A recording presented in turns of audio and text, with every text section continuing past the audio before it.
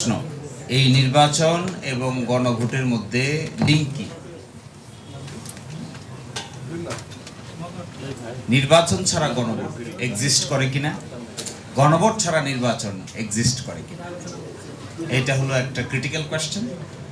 So আমি আপনাদেরকে critical কোয়েশ্চেনটার জবাব দিচ্ছি। ইলেকশন যে এই সময় হবে এর দলিল কি? এই জুলাই জাতীয় সনদ সংবিধান সংস্কার বাস্তবায়ন আদেশ ছাড়া বাংলাদেশে এমন কোন আইন, সংবিধান, বিধান, প্রবিধান, রেগুলেশন কিছু আছে নাকি যা বলে যে ২৬ সালের ১২ই মার্চ নির্বাচন অনুষ্ঠিত হবে, ১২ই ফেব্রুয়ারি নির্বাচন অনুষ্ঠিত হবে? এরকম কোন ডকুমেন্ট কোথাও আছে নাকি? প্রশ্নের উত্তর হলো না, আপনারা কোথাও কিছু খুঁজে পাবেন না। তাহলে এই সময় যে নির্বাচন অনুষ্ঠিত হবে, ইলেকশন কমিশন যে নির্বাচনের তফসিল ঘোষণা করলো, আন্ডার হোয়াট ল? আইনটা কোথায়? কনস্টিটিউশন স্কিম নাই। কনস্টিটিউশন স্কিমের বাইরে তো আমরা আগেই চলে গেছি। আমি হিসাব করে দেখলাম যে এর শুধুমাত্র রুট আছে আদেশে। আদেশ ছাড়া, জুলাই জাতীয় সনদ বাস্তবায়ন আদেশ ছাড়া অন্য কোনো মেকানিজমে কোনো লিগ্যাল ডকুমেন্ট নাই। এখানে কি বলা আছে? ২-এর সংসদ নির্বাচন অর্থ এই আদেশ জারির অব্যবহিত পরে অনুষ্ঠিত জাতীয় সংসদের সাধারণ নির্বাচন। আদেশটা জারি হয়েছে কবে? ১৩ই নভেম্বর। অব্যবহিত পরে নির্বাচন কবে? ১২ই ফেব্রুয়ারি। আর গণভোট কি? গণভোটের সংজ্ঞা দেওয়া হচ্ছে। গণভোট হলো এই আদেশ জারির অব্যবহিত পর অনুষ্ঠিতব্য জাতীয় সংসদ নির্বাচনের দিন এই আদেশ অনুসারে গণভোট অনুষ্ঠান করা হবে। তাহলে এই আদেশটা জাতীয় নির্বাচনের সোর্স, গণভোটের সোর্স। আদেশটা না মানলে কি থাকছে? ওনাদের আর্গুমেন্ট হলো আদেশ মানবে না, কিন্তু থাকবে না শুধু গণভোট। জাতীয় নির্বাচন কি হবে? জাতীয় নির্বাচনের আর কি বেসিস আছে? কোথায় আছে? কে দেখাতে পারবে যে অমুক আইনের অমুক বিধি, অমুক প্রবিধি, অমুক সিদ্ধান্ত, অমুক জায়গা মতে ১২ই মার্চে জাতীয় নির্বাচন অনুষ্ঠিত হবে? So first question and is answer.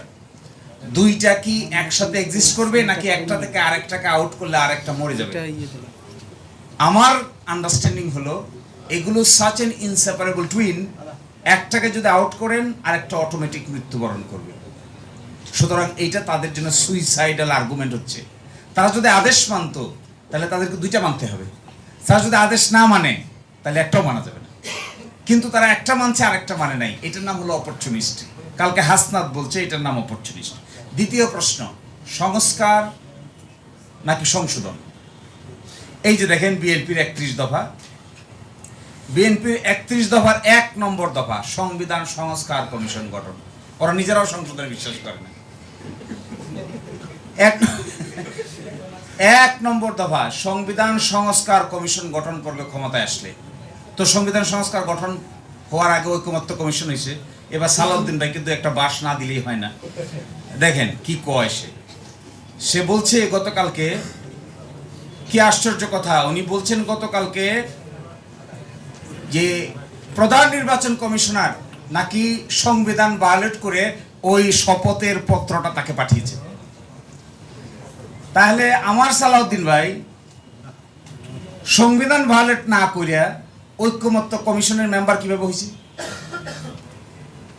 ঐকমত্য কমিশনের one of the influential member ছিলেন mister home minister mister Salahuddin Ahmed. তো মিস্টার সালাউদ্দিন আহমেদ এখন যে হোম মিনিস্টার হয়েছেন, ঐকমত্য কমিশনের বিএনপি রিপ্রেজেন্টেটিভ ছিলেন। এটার যদি কোনো বৈধতা না থাকে, সাংবিধানিকভাবে তো ঐকমত্য কমিশন বলতে কিছু নাই। বাংলাদেশের কোনো আইনে তো ঐকমত্য কমিশনের কোনো বেসিস নাই। তাহলে এইটার সদস্য ওইটা হয়ে ওখানে ওই সদস্য হয়ে তিনি নিজে সংবিধান কিভাবে সংস্কার করা যায় ওই পরামর্শ দিচ্ছেন। ওটা কি হলো? সংবিধানের ভিতরে হয়েছে?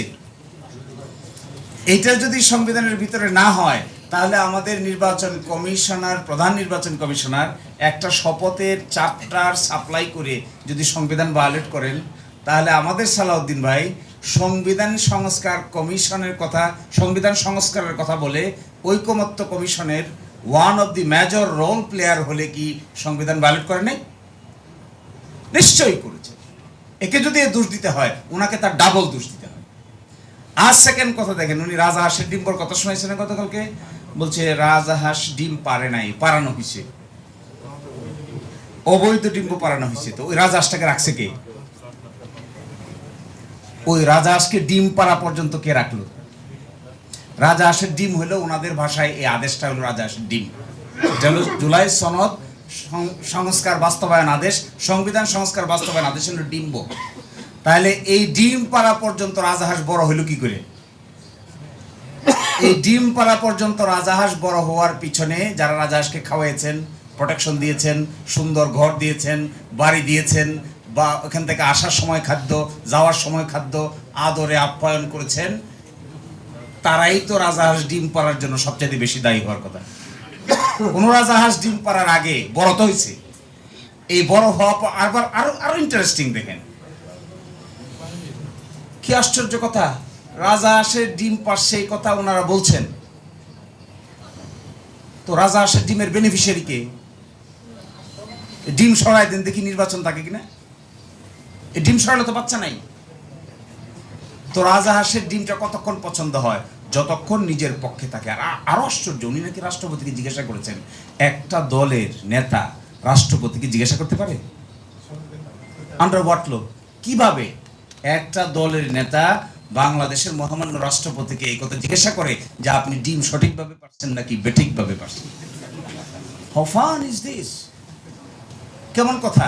কনস্টিটিউশনাল সিস্টেমের ভিতরে রাষ্ট্রপতিকে পরামর্শ দিবে প্রধানমন্ত্রী, আর কনস্টিটিউশনাল সিস্টেমের মধ্যে ওনাকে যদিও কেউ কেউ এখন ডিফ্যাক্টো প্রধানমন্ত্রী বলেন, আইনত প্রধানমন্ত্রী না কিন্তু কার্যত প্রধানমন্ত্রী।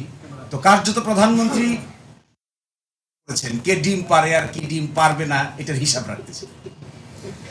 আর একটা ইন্টারেস্টিং, উনি বলছেন একটা যে কুইনাইন খাওয়ানো হয়েছে, কালকে দেখবেন একটা কথা বলছে কুইনাইন খাওয়ানো হয়েছে। কুইনাইনটা কি? এই অর্ডারটাকে বলছেন উনি কুইনাইন।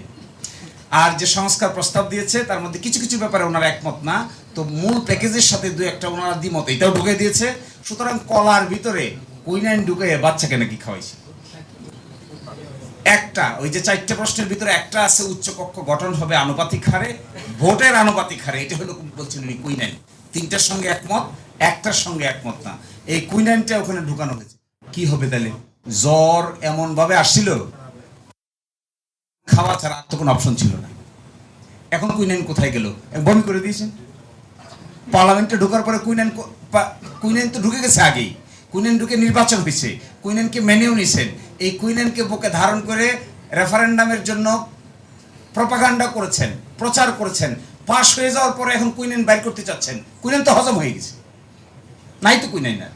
এখন কিভাবে আনবেন এটাকে আবার? তাহলে তো অন্তর কাটতে হবে, অপারেশন করতে হবে, ভিতরে ঢুকতে হবে, ওয়াশ করতে হবে। বিষ তো এটা, তো বিষটা এখন কি করে আবার নতুন করে বমি করা ছাড়া তো উপায় নেই। এবং এই সমস্ত আর্গুমেন্ট আসলে একটা ওয়ান ওয়ে ট্রাফিকিং পেয়ে গেছে পার্লামেন্টের ভিতরে। মনে হচ্ছে পার্লামেন্টটা কোনো না কোনো কারণে সাময়িক সময়ের জন্য লিজ দিছে। আশ্চর্য, আমাদের ল মিনিস্টার দেখেন কি বলে এই সংস্কারের প্রশ্নে। ল মিনিস্টার কি বলছেন? ল মিনিস্টার আমাদের সবাইকে বলছে তোমরা সোশ্যাল কন্ট্রাক্ট থিওরি পড়ে আসবা। সকলের বইও দিছে আমার জানা মতে, পার্লামেন্টের সচিবালয় থেকে কারো কারো বাড়িতে বইও পৌঁছায় দেওয়া হয়েছে। তো সোশ্যাল কন্ট্রাক্ট থিওরিতে কি আছে? উইল অফ দ্য পিপল, রাষ্ট্রের সাথে জনগণের কন্ট্রাক্ট ছিল, কন্ট্রাক্ট ভায়োলেট হয়ে গেছে 5 তারিখ। 5 তারিখের পর তার কন্ট্রাক্ট নাই। 5 তারিখের আগে কন্ট্রাক্ট কি ছিল? রাষ্ট্র কিভাবে চলবে, সংবিধানের কি নিয়ম নীতি আছে, দ্যাট ওয়াজ দি কন্ট্রাক্ট। 5 তারিখে সব ভায়োলেশন হয়ে ফেটে ফুটে সব শেষ। এখন এটাকে আবার এর ভিতরে কিভাবে ঢুকাবে? কন্ট্রাক্ট তো নতুন করতে হবে। এবং তিনি ইন্টারেস্টিংলি 13 অ্যামেন্ডমেন্ট কেসের গত 3-4 দিন আগে রায় বের হয়েছে, রিভিউয়ের রায় বের হয়েছে। এই রিভিউয়ের রায়ের ভিতরে 13 অ্যামেন্ডমেন্ট যে জাস্টিফাইড ছিল এই মর্মে তৎকালীন অ্যাটর্নি জেনারেল, আজকালকার ল মিনিস্টার, তিনি আর্গুমেন্ট দিয়েছেন সোশ্যাল কন্ট্রাক্ট থিওরির আর্গুমেন্ট। কি আর্গুমেন্ট? 1991 সালে কেয়ারটেকার গভর্নমেন্ট যখন আমরা সকলে এগ্রি করলাম, তখন সংবিধানে তো কেয়ারটেকার গভর্নমেন্ট ছিল না। তখন ইস্তাক পেপার নামে এক পেপার, বাংলাদেশের সাবেক প্রধান বিচারপতি ডক্টর সৈয়দ রেফাত আহমেদের বাবা ইস্তেক পেপার নামে এক পেপার দিয়েছিলেন। ওই ইস্তেক পেপারের ভিতরে ছিল সংবিধানে না থাকলেও কি করে সোশ্যাল কন্ট্রাক্ট থিওরির মাধ্যমে এই প্রবলেমের সলিউশন বের করা যায়। এই আর্গুমেন্ট করেছেন উনি 13তম সংশোধনী রিভিউ পিটিশনের ভিতরে মাননীয় প্রধান বিচারপতি তৎকালীন রেফাত আহমেদ সাহেব তার রায়ে বিস্তারিত আলোচনা করে বলেছেন এই সোশ্যাল কন্ট্রাক্ট থিওরির অধীনেই আমাদের তৎকালীন তত্ত্বাবধায়ক সরকারের ভ্যালিডিটি দেওয়া হওয়া যেতে পারে। কার আর্গুমেন্ট? এখনকার ল মিনিস্টারের আর্গুমেন্ট। আর এখন তিনি কি বলেন? এখন কথা কি হলো? এখন তো দেখি 180 ডিগ্রি অ্যাঙ্গেল উল্টাটা বলতেছে। সোশ্যাল কন্ট্রাক্ট থিওরি তো জনগণের পক্ষে। সোশ্যাল কন্ট্রাক্ট থিওরি পড়ে আসলে তো আপনারা হারবেন। সোশ্যাল কন্ট্রাক্ট থিওরি তো 5ই আগস্টের পক্ষে। সোশ্যাল কন্ট্রাক্ট থিওরি তো জনগণ আর রাষ্ট্রের ভিতরে যে কন্ট্রাক্ট এটা পক্ষে, তো এটাকে এখন বিপক্ষে যাবে কি করে? ইন্টারেস্টিং, উনি বলছে যে আমাদের সরকার হওয়ার আগে কিন্তু অ্যাটর্নি জেনারেল হয়ে গেছিল। এইটা আরেকটা মানে সাংঘাতিক ব্যাপার। এটা উনি ডিম আগে না মুরগি আগের মতো কারবার। সরকার হয়েছে 8 তারিখ, অ্যাটর্নি জেনারেল হয়ে গেছে একদিন আগে। তো আশ্চর্য ব্যাপার, কিন্তু কি হইল? এটা কিভাবে হইল? 6 তারিখ সরকার হয়েছে 8 তারিখ সন্ধ্যাবেলা, মনে আছে সব আপনাদের কাছে। তো অ্যাটর্নি জেনারেল হয়ে গেছে 6 তারিখ। নাহিদ কালকে যে বলছে যে যেভাবে আপনার নেতা নাহিদ নিয়েছে একইভাবে নাকি আমিও নিয়েছি। তো নাহিদের নিয়েছে 8 তারিখ। 8 তারিখে দিনের বেলা হয়েছে 106 এর রেফারেন্স। তো উনি যে হয়ে গেলেন 6 তারিখ, তো 6 তারিখে 106 ছিল না, তো তাহলে কোথায় পেলেন এটা? এর মানে এই 5, 6, 7 এই 3 দিন এই রাষ্ট্রীয় মেকানিজমে মিলিটারির মধ্যস্থতায় এমন কিছু হয়েছে যা অভ্যুত্থানকারীরা ভালো করে খেয়াল রাখতে পারে নাই। এর বাই প্রোডাক্ট হলো আজকালকার ল মিনিস্টার। এর বাই প্রোডাক্ট হলো তখনকার দিনের অ্যাটর্নি জেনারেল। এবং আমার ধারণা এই ব্যাপারটা কমপ্লিটলি জানা ছিল হলো আসিফ নজরুল সাহেব। He was in between the students and the military. এবং ওই সময়টাতে যে গোরপাকটা খেয়েছে, ওই গোরপাকটার পরবর্তী রেজাল্ট হলো গণভবনে মিটিং। এটার গোরপাকটাই হলো ওখানে গিয়া মিলিটারির সহযোগিতায় কাদের কাকে দেশ থেকে বিদায় করে দেওয়া যায়, ড্যামেজ কন্ট্রোল করা যায়। ওই ড্যামেজ কন্ট্রোল করে যারা পরিকল্পনার প্ল্যান মিলিটারিরা করেছে, করে এখানে এমন এক অ্যাটর্নি জেনারেল, হঠাৎ করে রাষ্ট্র নাই, সংবিধান নাই, প্রধানমন্ত্রী নাই, চিফ অ্যাডভাইজার নাই, কিচ্ছু নাই, অ্যাটর্নি জেনারেল আছে। ওমা, এই কি কাণ্ড কারখানা! এই জন্য ওনার ওই অ্যাপয়েন্টমেন্টের জায়গাটা দেখতে চাইলে উনি হয়তো কিছুটা লজ্জাবোধ করবেন। পরবর্তী প্রশ্ন, গণভোটের বিধান কি সংবিধানে থাকতে হয়? এখন এসে আর্গুমেন্ট করছে গণভোট নাকি সংবিধানে নাই। তো গণভোট বিধান কি সংবিধানে থাকতে হয় নাকি? কি কুকাণ্ড করে রাষ্ট্র চালাইছেন আগে ভুলে গেছি। বিএনপির জন্ম হয়েছে একটা সামরিক শাসনের গর্ভ থেকে। যে গর্ভ থেকে বিএনপির জন্ম হয়েছে তারা এখন আমাদেরকে কনস্টিটিউশন শিখাচ্ছে। অনেকটা আশ্চর্যজনক কথা আমি মাঝে মাঝে ভাবি। দেখেন, 30 মে 1977 সালে গণভোট হয়। গণভোটের প্রশ্ন কি? 30 মে 77 সালের এই গণভোটের প্রশ্নটা কি? হ্যাঁ, প্রশ্নটা হলো রাষ্ট্রপতি major general Ziaur Rahman BU এবং তাহার অনুসৃত নীতি ও কর্মপন্থার প্রতি আপনার আস্থা আছে কি? হ্যাঁ অথবা না বলুন। 88% লোক হ্যাঁ বলেছে। কয়টা নীতি? কই সেই নীতি? এখন তো 4 প্রশ্নে 3 ঘন্টা লাগে, তখন নীতি পড়তে কত সময় লাগতো? একজন রাষ্ট্রপতি নীতি পদ যে কারবারটা দেখেন, একজন রাষ্ট্রপতির নীতি কতগুলা? কি নীতি?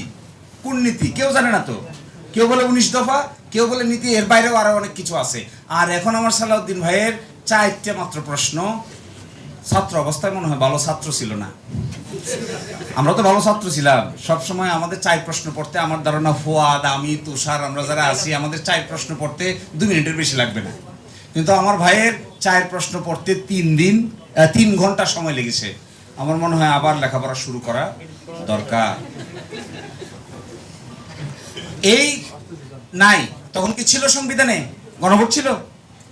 আরে এরা এসে আমাদেরকে সবক দিচ্ছে সংবিধানে নাই, তো তখন কি ছিল? জিয়াউর রহমান সাহেব যখন গণভোটের আয়োজন করে তখন সংবিধানে গণভোট ছিল নাকি? সংবিধানে গণভোট এসেছে 1978 সালে।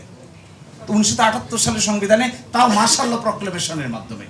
মার্শাল ল জারি করে সংবিধানে কেটে ছিঁড়ে পোস্টমর্টেম করে সিজার চালিয়ে পছন্দ মতো ডাইনে বামে নিয়ে এই কাজ করে এখন আমাদেরকে এসে সবক শোনাচ্ছে কোনটা সাংবিধানিক আর কোনটা নাকি অসাংবিধানিক। এদের মুখে তো এগুলো মানায় না, এরা কেন এগুলো বলবে? এদের জন্ম প্রক্রিয়া কি দেখেন। নির্বাচন হয়েছে কবে? 18 ফেব্রুয়ারি 1979 সালে সামরিক আইনের অধীনে জাতীয় সংসদ নির্বাচন অনুষ্ঠিত হয়।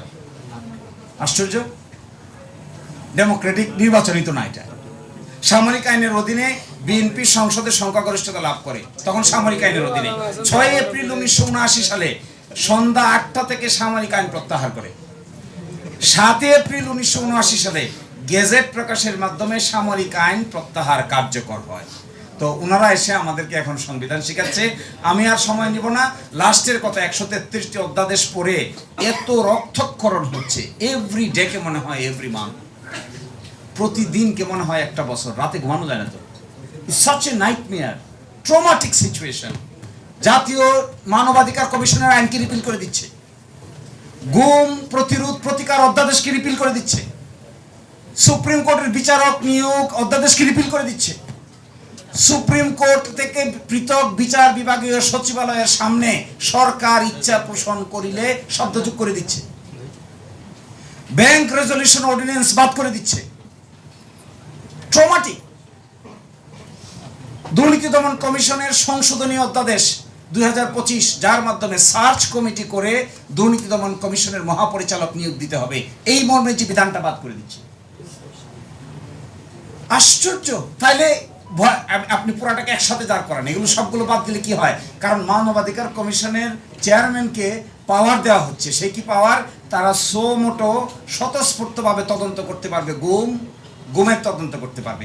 কারণ দিছে ডান দিকে, আমি হাসলাম পরে পরে, ডান দিকে দিছে গুম নামক অপরাধটার সাথে রাষ্ট্রের গুরুত্বপূর্ণ সংবেদনশীল ব্যক্তিবর্গ জড়িত থাকে মর্মে এই আইনটিকে ল্যাপস করে দেওয়া দরকার।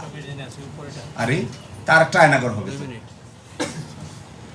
জাতীয় নোটে লিখছে সাইডে, জাতীয় মানবাধিকার কমিশনের প্রধান যিনি থাকবেন তাকে সরাইতে গেলে সুপ্রিম জুডিশিয়াল কাউন্সিলের সিস্টেম অনুযায়ী সরাইতে হবে, কাউকে হায়ার কাউকে ফায়ার করা যাবে না। বলছে এই বিধান যদি থাকে তাহলে সরকারের কোনো হস্তক্ষেপ থাকবে না, এই জন্য আইন বাতিল। দুর্নীতি দমন কমিশন বাতিল, মানবাধিকার কমিশন বাতিল, গুম কমিশন বাতিল, গুম প্রতিকার প্রতিরোধ অধ্যাদেশ বাতিল, সুপ্রিম কোর্ট সচিবালয় অধ্যাদেশ আন্ডার সাবসার্ভিয়েন্ট, সুপ্রিম কোর্টের বিচারক নিয়োগ অধ্যাদেশ নাই, আছে কি? তাহলে সমস্যাটা তো হলো শুধুমাত্র সংবিধানের ভিতরে আছে কি নাই, সমস্যা তো এই জায়গায় না। সমস্যা হলো যে কাজগুলো করা হয়েছিল ইন্টারিম গভর্নমেন্টের আমলে ক্ষমতার ভারসাম্য বজায় রাখার জন্য, ওনারা ক্ষমতার ভারসাম্যটা বজায় রাখতে চান না, ওনারা এটাকে অ্যাবসলিউটলি এক্সারসাইজ করতে চান। আসল কথাটা হলো এটা। ফলে এটা খুবই পেইনফুল আমাদের জন্য, ট্রমাটিক। আমরা যারা সময় দিয়েছি, কাজ করেছি এই সমস্ত অর্ডিন্যান্সগুলোর সাথে, দেখেন এই অর্ডিন্যান্সগুলো যখন হয়, আমার মনে আছে ল মিনিস্ট্রি প্রতিটা অর্ডিন্যান্স ফ্রেম করার আগে 3-4টা ওয়ার্কশপের আয়োজন করেছে। আমরা অনেকেই পার্টিসিপেট করেছি এগুলোতে। ইভেন আজকালকার দিনের যিনি ল মিনিস্টার তিনিও পার্টিসিপেন্ট ছিলেন, আজকে বেমালুম সব ভুলে গিয়েছেন। তো আমার কথাটা হলো এটাই, আমার মনে হয় স্বপ্নটা নষ্ট হচ্ছে, হোপটা বিনষ্ট হচ্ছে, ফ্রাস্ট্রেশন গ্রো করছে, ইয়াং প্রজন্মের মানুষদের মধ্যে কনফিউশন বিল্ড আপ হচ্ছে। এই কনফিউশনটা কি আকারে আবার রাজনীতিতে হাজির হবে এটা এখনই বলার সময় হয় নাই। কিন্তু I am very afraid this type of political sagacity যদি কোনো নেতৃবৃন্দের থাকে, তাহলে এই নেতৃত্ব সম্পর্কে আমাদের আস্থা থাকবে না। আমি সবচাইতে বেশি ওরিড এই প্রশ্নে, অনেক ক্যারিকেচার করে বানিয়েছেন, অনেক যুক্তি দিতে পারবেন, কিন্তু আপনারা যে সত্য বলছেন না, এটা তো আমরা টের পাই। এই যে টের পাই, তাতে আপনাদের সম্পর্কে আবার সেই ট্রল হয় ফেসবুকে।